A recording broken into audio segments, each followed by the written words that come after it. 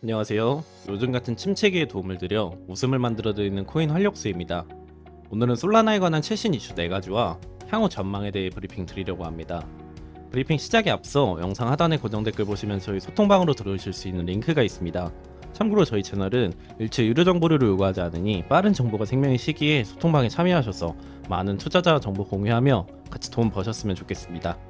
많은 참여 부탁드립니다.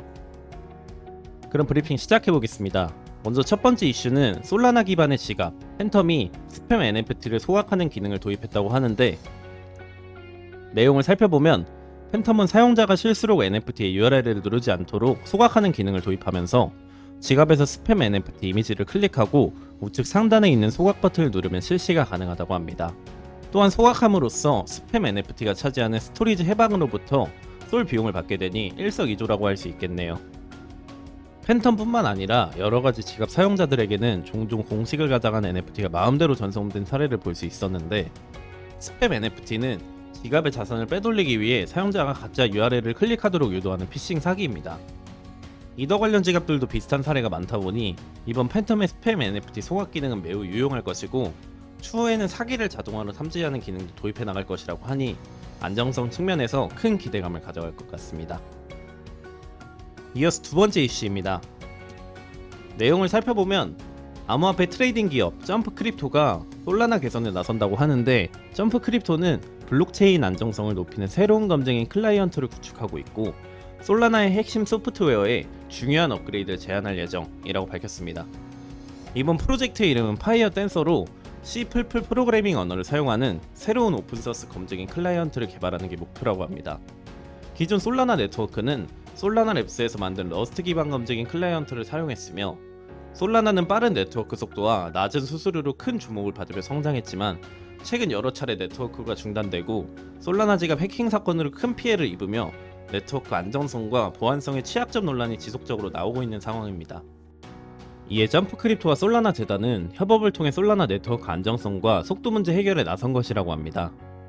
점프 크립토의 CEO인 카나브 카리아는 지금 당장 세계에서 가장 복잡한 네트워크 문제를 해결하는 것보다 중요한 것은 없다 라고 언급하며, 우리가 솔라나를 더 빠르고 안정적으로 만들 수 있도록 솔라나 재단이 위임해줘서 기쁘다 라고 말했습니다. 이어 솔라나의 공동 설립자인 아나톨리 야코벤코는 점프 크립토가 핵심 기여자가 되면서 솔라나 네트워크는 웹3 영역에서 최고의 위치를 유지하며 수십억 명의 사용자가 솔라나를 사용할 수 있게 확장할 수 있을 것이라고 언급했습니다. 제 개인적인 생각으로는 솔라나가 지속적으로 안정성과 보안성 문제로 논란이 됐는데, 네트워크 안정성은 점프 크립토와 협업함에 기반을 다질 것이고, 이전 해킹 피해 사건은 슬로프 지갑의 문제지 솔라나의 보안성 문제가 아닌 걸로 밝혀졌기 때문에 향후 솔라나가 다시 한번 상승하는 모습을 보여줄 것 같습니다. 이어서 세 번째 이슈입니다. 자료를 보시면 44만 명 이상의 구독자를 보유한 인베스트앤서에서 현재 지표가 솔라나의 주요 경쟁자인 이더리움과 비교할 때 매우 저평가되어 있음을 보여주고 있다고 언급했습니다. 솔라나를 이더리움과 비교할 때 상대적 가치 기준에서 기술적으로 훨씬 높아야 하며, 우린 여기서 데이터를 확인하는데 개인적인 감정이나 사람들의 의견은 중요하지 않고 어떤 종교나 어떤 부족에 속하는지 아무 관심 없습니다. 우리는 순수하게 데이터만 보고 분석합니다 라고 언급했습니다. 쉽게 말하면 개인적인 의견이나 감정을 제외한 여러가지 데이터를 비교해봤을 때 솔라나가 너무 낮게 평가되고 있다고 하네요. 다음은 금일 전해드릴 마지막 이슈입니다. 자료를 보시면 솔라나 블록체인에서 대출 및 차용을 도와주는 디파이 프로토콜 솔랜드에서 분산형 거래소의 무제한 토큰 상장을 뒷받침하는 동일한 무허가 원칙을 솔라나 네트워크의 암호화폐 대출 시장에서 시도하고 있다고 합니다. 솔라나의 가장 큰 분산 디파이 대출 기관은 수수료 약 $70와 일부 자산이 있는 사람은 누구나 해당 암호화폐를 대출하기 위해서 자신의 무허가 풀을 스핀업할 수 있도록 허용한다고 하는데, 무허가 풀은 디파이가 계속 움직일 수 있도록 도와주는 사용자 대여 암호화 자산입니다. 대출 분야에서는 일반적으로 잘 사용하지 않는데, 그 이유는 예를 들어서 이미 솔랜드의 다른 21개의 화이트리스트 대출 풀에서 사기를 당했다고 했을 때 이런 문제들이 발생하면 솔랜드의 재무보험기금이 플랫폼 사용자를 지원하지만 무허가 풀에는 이러한 보호장치가 전혀 없기 때문입니다. 이에 관련하여 솔라나 랩스의 성장 책임자인 매티 테일러의 발언이 화제가 됐는데, 내용을 살펴보면 대출 풀의 수문을 열면 더 많은 가치와 사용자를 솔랜드로 끌어들일 수 있다.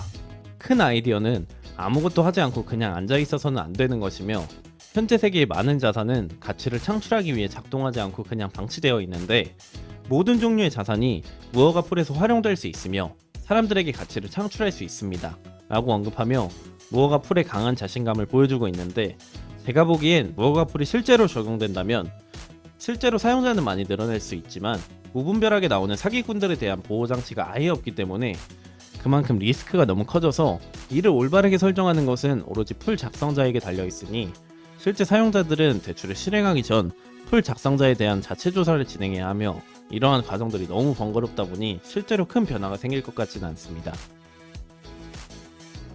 여기까지 금일 브리핑은 마무리가 되었고, 마지막으로 솔라나의 전망에 대해 제 개인적인 견해 말씀드려볼까 합니다. 이전 솔라나가 하락한 배경에는 디파이 시장이 완전히 죽으면서 1차적으로 크게 하락하는 모습을 보여줬으며, 2차적으로는 지속적으로 네트워크가 중단되며 네트워크 안정성 문제로 다시 한번 하락세를 이어왔고, 가장 큰 배경에는 최근 해킹 피해 사건으로 3억 2천만 달러의 피해를 입으면서 보안성 논란으로 크게 몰락하는 모습을 보여줬습니다. 하지만 현재 전반적으로 디파이 시장이 살아나는 모습을 보여주고 있고, 이번 점프 크립토와의 협업으로 네트워크 안정성 문제도 해결이 됐지만 가장 중요한 보안성 문제가 해결이 안 되니 현재 솔라나가 지속적으로 하향세를 타고 있지만, 추후 보안성 문제를 확실하게 해결할 방안을 모색하여 대안을 제시한다면 솔라나가 다시 한번 크게 비상하는 모습을 보여줄 것 같습니다. 가상화폐 시장은 다른 어떤 시장보다 최신 이슈에 민감한 시장인데, 대부분이 전업 투자를 하시는 게 아니다 보니 항상 이슈를 쳐다보고 확인하느라 한 발 늦는다고 생각하시는 분들이 많을 것 같습니다. 그런 분들을 위해서 투자자들이 모여있는 정보공유방을 운영 중이며, 일체 유료 정보료가 필요 없으니 부담없이 참여해보시면 좋을 것 같고, 또 본인의 보유 코인에 대한 상담 역시도 도와드리고 있으니 영상 하단의 고정 댓글 링크로 문의주시면 감사하겠습니다. 항상 구독자분들과 같이 토론하며 유익한 소통 채널이 되고 싶습니다. 많은 참여 부탁드립니다. 감사합니다.